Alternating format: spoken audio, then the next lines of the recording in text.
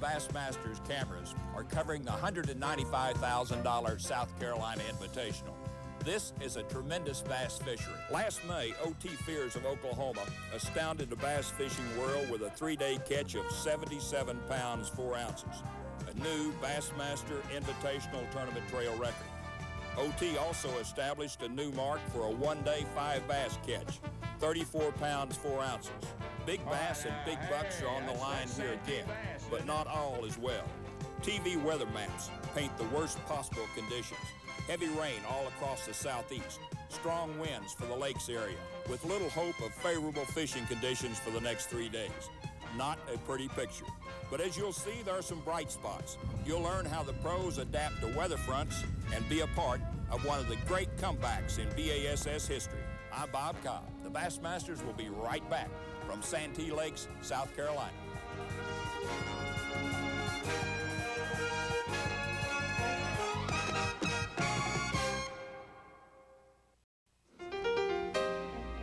In the low country of South Carolina, there's a special place called Santee Cooper Country, where wildlife abounds, where nature still has a foothold on the way of life, and man still knows to respect the whims of Mother Nature. The Santee Cooper Lakes consist of 100,000-acre Lake Marion, joined by a man-made diversion canal into Lake Moultrie, a 60,000-acre flatland reservoir. Lake Marion, the upper lake, is nature's handiwork, marked with towering cypress trees, Spanish moss, limited access, varied bird life, and stories of leg-long largemouth bass encountered in the Stump Hole Swamp, a legendary bassin spot off the old Santee River channel.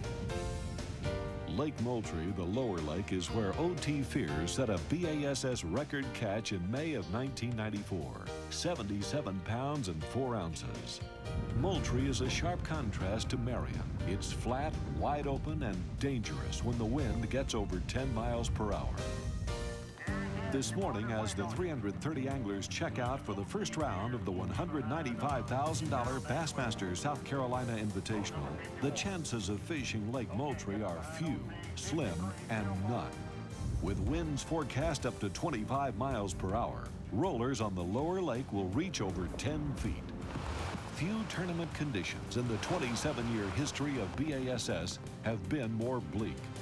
Wind is the big worry, but the driving rain adds to the miserable first day, both for the anglers and our Bassmasters camera crews. Just getting back to the daily weigh-in becomes a challenge. As defending champion O.T. Fears III of Oklahoma explains, it was a trying day for him and partner Kevin Worth of Kentucky. My partner, I stand there fishing and the wind was blowing, and you had to kind of watch the water and see a wind gust coming at you and duck into it, or it'd blow you off the deck of the boat. And I was watching, so I ducked down, and all of a sudden, whap, he hits me upside the head with a spinnerbait. And I turn around and kind of mad at him, and he's gone. I said, I'm looking back, and he's laying back on the back deck upside down with the wind blowing him back there. How tough was it? Only 15 5-bass limits will come to the scales today. Jeff McGee of Mississippi brings in one, totaling 16 pounds. Jim Nolan of Arkansas has only 4 bass in his bag, but his 18-pound catch is good enough for the first day lead. I was just lucky today. Of course, I'd rather be lucky than skillful any day. We had some terrible winds out there, and we were plumb across the lake, and I was paired with Russell Martin today, and he's an excellent fisherman, good man to drive a boat, and we came across all that stuff, and I'm telling you, it was rocking and rolling. What a day. Only 10 anglers post double-digit weights. Jim Nolan's 18 pounds leads Bob Pastick of Massachusetts by 7 ounces. Jeff McGee ranks third with the only 5-bass limit among the top 10. Bob Pastick is on big fish. His 3-fish creel averaged almost 6 pounds each. How Jimmy Nolan fished over hydrilla grass beds was a key to his catch. I think that what I did different than most people was I burned this spinnerbait. It's a 3/8-ounce jewel spinnerbait with a silver willow leaf blade, and I burned it across the water real hard to cause a wake. And the fish got aggressive and came out and hit the bait. I used a white skirt and a chartreuse trailer. Now tomorrow, I may end up having to pitch a worm, but I'm gonna start off with a spinnerbait. Day 2. The front blows past, and conditions surprisingly improve. Tournament leader Jimmy Nolan has no problem reaching the swamp on Upper Lake Marion, where he caught a 9-pounder during the 2-day practice. However, establishing a pattern here is difficult. Yeah, what I'm trying to do is, when you get in an area like this, the only thing you can do is find something different. And what I'm finding is a little deeper water by some of these cypress trees we're by now. That doesn't mean there's not fish up in the flats, but you got some kind of idea what you got to do is pick out something different and then stay with that for a while and see if that works. Right now, I'm working my way to an area where I caught a 9.15 in practice, and hoping that little area right there is where I'm gonna catch my fish. Instead of busting through here and spooking everything in sight, we're just fishing our way to it. With calmer conditions, Bob Pastick is optimistic of moving up from second place to overtake Nolan. Bob is slow rolling a big willow leaf spinnerbait in the hydrilla beds on the lower lake. The Westport, Massachusetts pro is in an ideal position to win his first Bass Angler Sportsman Society tournament, if he can cash in on the big fish pattern he put together yesterday.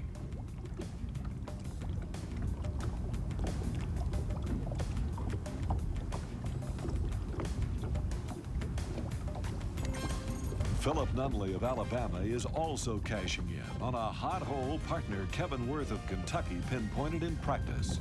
Kevin, who fished yesterday with defending champion O.T. Fears, was unable to fish this spot on Lake Moultrie in the high winds. That's all I did, was looking for something where these fish could really relate to and pull back to if they could. All this is a little 10-foot ditch runs up here and actually diverts off and right about over here and cuts back in here. And right in the crease of this where it turns and goes down, this little ditch runs up here, and as they draw this water down, they just suck back off this flat, and as fronts come through, they can just pull here. They ain't that big. I wanted to, come yesterday, but Mother Nature wouldn't let us, and you'll never fight Mother Nature. You just have to take what you can get. And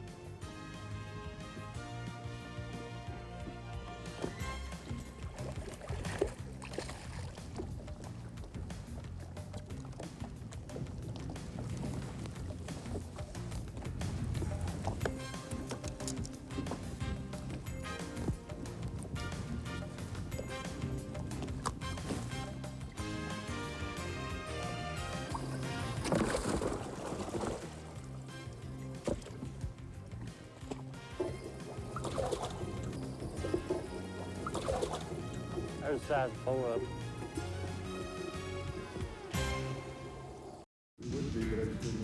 Tournament leader Jimmy Nolan is flipping a foot-long plastic worm in big bass territory, but he's about ready to change strategy. Nolan's partner, Barry Bertoldi of Georgia, is having success with a downsized worm rig. Partner talked me into an 1/8 ounce.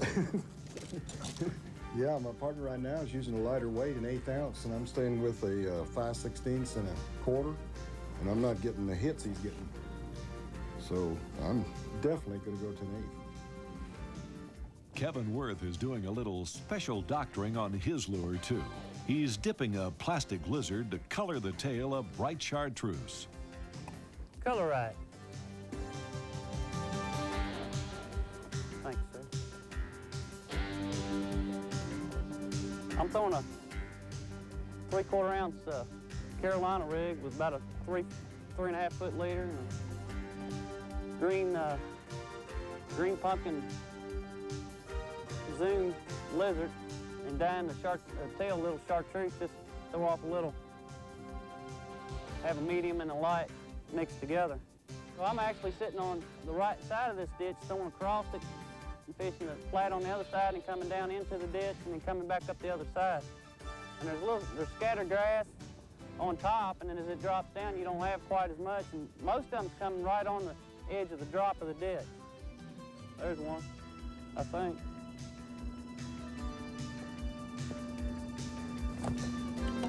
Oh, come on. Boy, he's a big one. Look at that scale.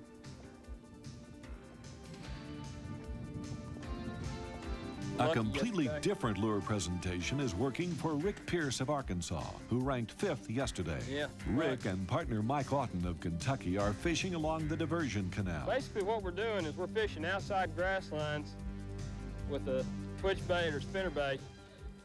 And today the bite has been a little bit slower and more sporadic. Yesterday was a good bite till the wind came up. Today, I don't know if it's the amount of current or draw they're pulling, but the bait's a little slower. It's just sort of hit and miss on areas. Fish are relating to the outside of the cover because of the current. The current's pulling them down that outside line. That outside line, I guess they're feeding on bait fish. They're moving up against the current. So what we're doing is we're running with the current, so our baits are coming like the bait fish are moving. There's a grass line here everyone can see, and then there's a little secondary line set about 20 foot off the bank outside of it that you can't see. Everyone's fishing the grass they can see and running over the top, fishing right on top of this grass line that they can't see. Hold it. Right here under the boat. At the Day 2 weigh-in, it's evident the leaderboard will change.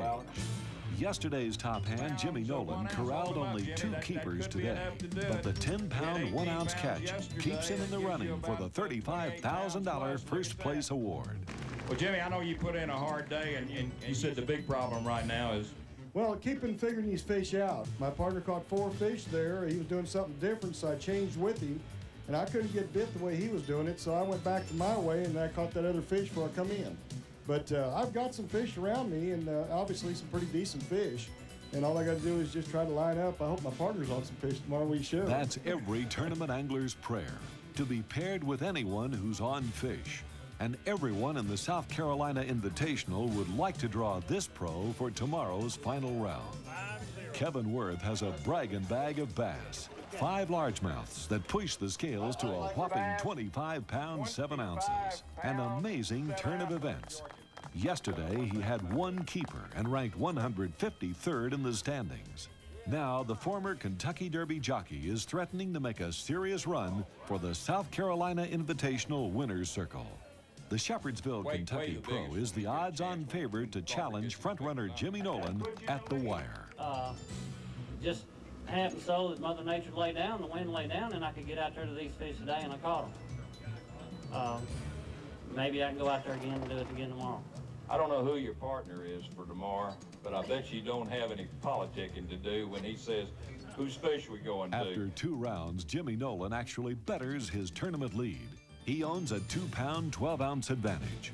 Kevin Worth, with 26 pounds, 13 ounces, ranks second, followed by Randy Blockett of Arkansas and Jay Yellis of Texas. Blockett's 20 pounds, 5 ounces weighed in today, and Yellis with a 19-pound, 11-ounce creel also made impressive moves on the leader. Randy came from 66th place, and Jay charged from 72nd in the standings.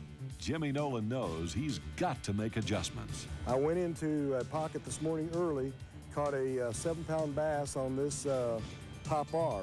The reason why I feel like the fish are hitting this particular pop R is I added a longer and a real thin tail on the back. I think that was a key for me catching 1 big fish today. I'm caught my other fish today, also flipping a big worm. I'm using a big 12-inch hook-tail worm in a June bug color. It's got a rattle in it, and it has a screw weight, so it'll go right down with the worm.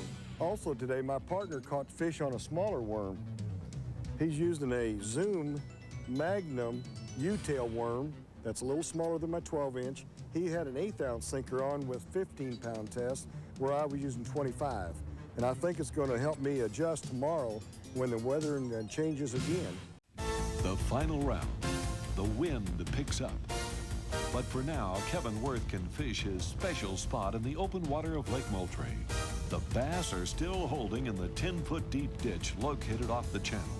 Kevin votes a keeper and marks the spot by kicking a buoy into the water. To find the ditch quickly, Kevin is using a global positioning system called GPS for short. The marine instrument by Eagle Electronics uses signals transmitted by U.S. Department of Defense satellites to plot navigational information. The GPS system is typically accurate within 15 meters. An old-fashioned buoy marker is dropped by Kevin as a quick reference when he gets a strike. this wind can stay like it is, you know, I'm going to try to keep fishing this drop here with this ditch. It's not really allowing me to, the way it's changed directions from yesterday, but so it's not really allowing me to fish it real correct. But it's, you know, at least it's allowing me to fish it, and I'm still getting a few bites off of it.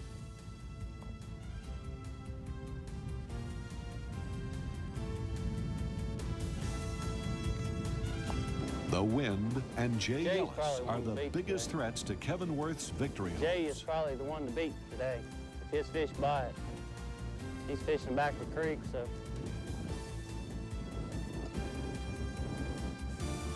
He's in there where it's a little protected and he can fish. This stuff's a little more correct.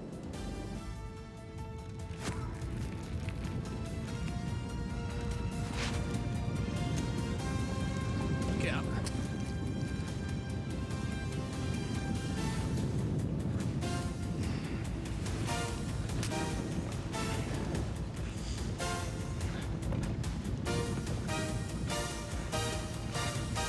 The reason I do that to land fish is because I want to tire them out to the point that when I go to lip them, they don't have enough energy to shake their head and throw the lure. If you'll walk them around the boat enough times, they just get exhausted and they come to the top of the water and they just lay there and you can grab them. Usually when you lose a fish is when you try to horse them to the boat and you try to lip them too fast and they got enough strength left to shake their head. He's about ready. All right. Man, he was hooked good. About a 5-pounder. Jay Ellis is working the back end of a creek, a favorite pattern for fall bass. I caught that big stringer yesterday on a spinnerbait, Stanley Vibershaft spinnerbait, fishing a 3/4 ounce spinnerbait with a tandem wedge willow leaves.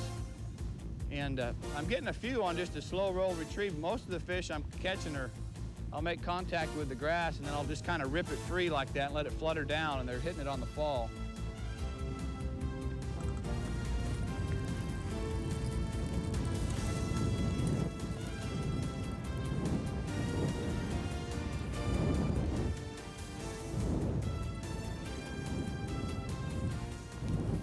The final weigh-in. And what a sport fishing facility the South Carolina Wildlife Department and the Clarendon County folks have built on Lake Marion. The 11-acre site named for Senator John C. Land III has it all for tournament weigh-ins. The state's largest boating and fishing facility opened in 1994. And as Kevin Worth predicted, Jay Ellis may be the angler to beat. Ellis, the leading pro on the Bassmaster Eastern Division Tour, moves in front with an 11-pound, 6-ounce bag today and a 3-day total of 35 pounds, 8 ounces. But don't count Jimmy Nolan out. He's on the lead for 2 days. Look at it. Let's see it. Here it is.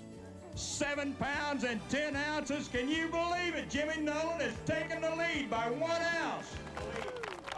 Kevin Worth needs 8 pounds, 15 ounces to win it all. Oh, he's got it and then some. 13 pounds, 2 ounces. That's your new leader, Kevin Worth, right here. What's it feel like right now, Kevin? Feels great, I'll tell you. Is this your biggest moment in pro bass fishing right now? By far.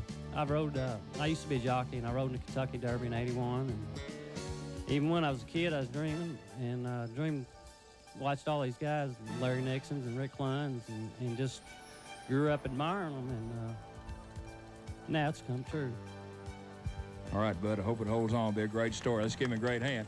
Kevin Worth. All right. Good job. Thank you. Congratulations.